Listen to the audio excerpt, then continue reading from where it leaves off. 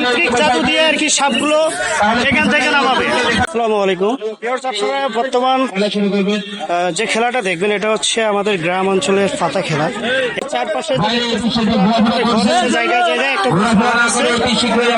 সেই মাহানগুলো, এই যে সাপগুলো দেখতেছেন, এই সাপগুলো এই গাছে আর কি ছেড়ে দেওয়া হবে। আর এই গাছগুলো, এই সাপগুলো এই গাছ থেকে নামিয়ে তাদের ঘরে নিয়ে যাবে। যার ঘরে যাবে তাই আর কি বিজয়ী হবে, বুঝতে পারছেন? এই যে ব্যক্তিকে দেখতে পাচ্ছেন, এটা হচ্ছে রমুল সাপিয়া। এনাকে এই জায়গায় রাখা হচ্ছে।